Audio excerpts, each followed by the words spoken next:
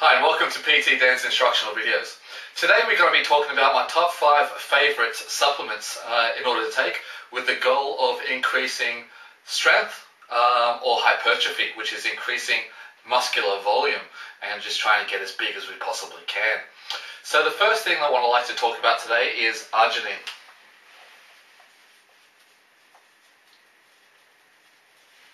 This should be taken in a dosage of about 3,000 milligrams a day and taken about half an hour pre-workout on an empty stomach. And what arginine does is increases blood flow by loosening the muscles around your veins and arteries. So when you actually exercise, those loose muscles will allow more blood circulation throughout those working muscle tissue. What it actually does is, by relaxing that muscle tissue and allowing more blood flow, you can get more blood flow to your working muscle tissues and therefore dramatically enhance the pump effect, which can speed up your recovery periods dramatically, because with that blood flow will also come an increase in nutrient delivery, such as all your other supplements that I'm going to be talking about today, and all your nutrients from your food and your nutrition as well. The next thing I'd like to have a chat with you on my list is creatine.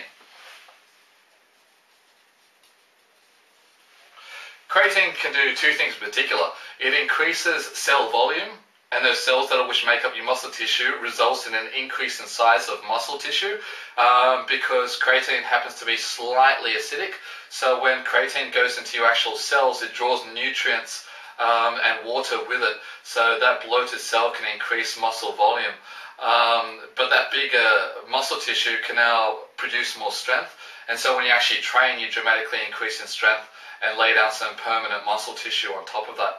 The other thing it does is increase workout intensities, because we actually use adenosine triphosphate as a fuel source. So we don't actually break down carbohydrates and fats and use that as a direct fuel source with maximum intensity, such as resistance training.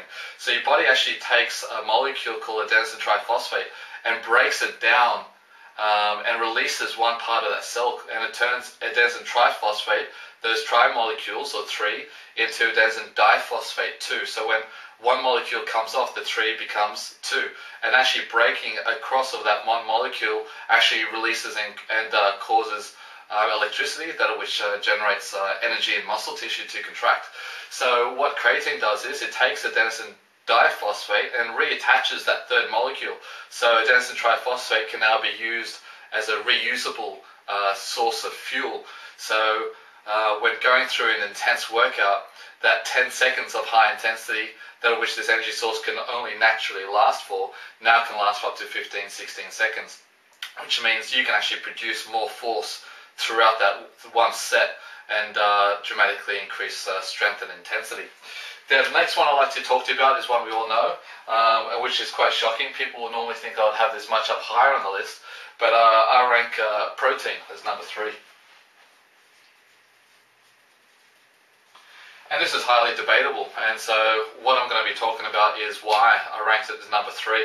I've actually put protein down there because protein is actually a group name of different types of amino acids.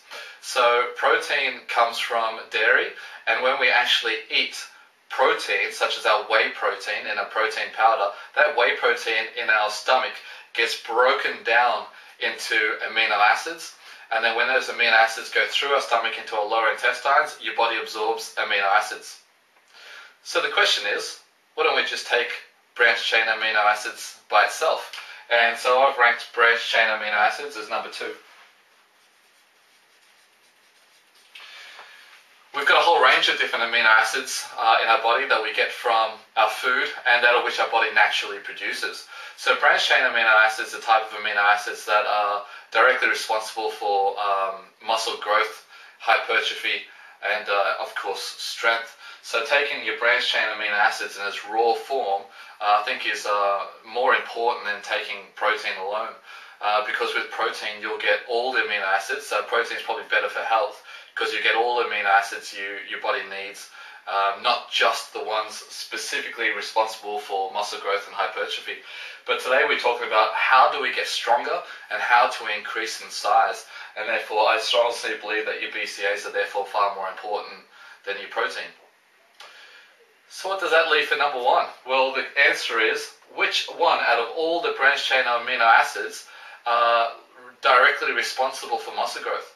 And out of all of the amino acids that your body naturally produces and that you can get from food, there's about 36 of them, the number one that's responsible for muscle growth, that actually takes about 60 to 70% of all the results just by itself, is an amino acid called leucine,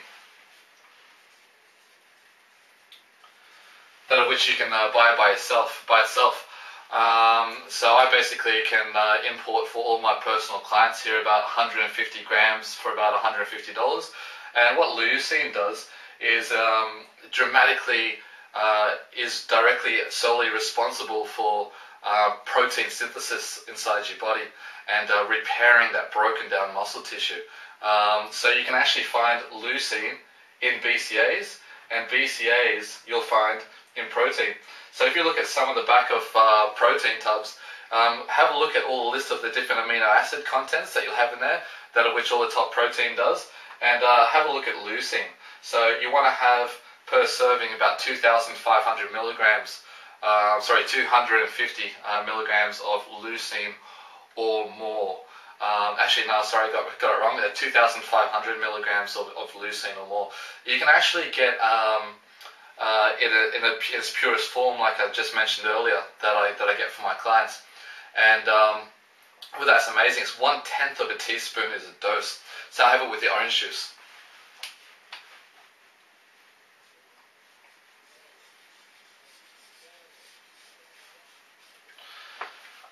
So if you want to dramatically increase in hypertrophy and increase in strength, leucine is the best thing to get.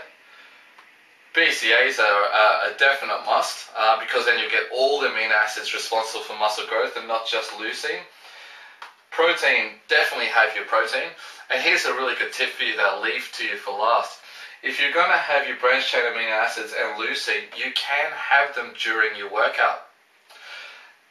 The best time to take protein, however, is 1 hour before training.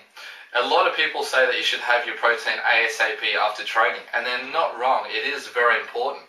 But there actually is a time that's more important than taking your protein ASAP after your workout, and that's 1 hour beforehand. Because you can't teach an old dog new tricks, and the latest research shows that you increase protein synthesis by 150% having it pre-training than post-training. And this is how it was explained to me. If you were to drink sugar water, you don't drink the water, then add the sugar, do you? You put the sugar into the water, and then you drink the sugar water. It's just more efficient that way. So therefore, why do we train, add the blood to our muscle tissue, and then add the protein? It just doesn't make sense. Why not have your protein before training, put all the protein, and as it breaks down to amino acids, put those amino acids into your bloodstream, then train and deliver that blood with amino acids to your working muscle tissue. It just makes sense to do it that way. You actually increase protein synthesis by 150%. So should you just have it pre-training? No. I still suggest having it ASAP after training. But what I now suggest, and the latest research shows, bracket your workout. Have it about 1 hour pre-training, and then have it ASAP afterwards. So why do we have to have it so early, 1 hour pre-training? That's because, like I said before, that protein now has to break down into amino acids to be absorbed by the body.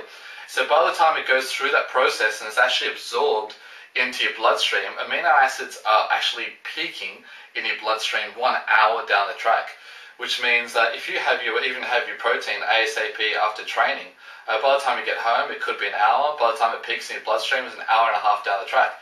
You may have missed your anabolic window of 2 hours if you take any longer than that. So having it ASAP 1 hour before training is absolutely vital.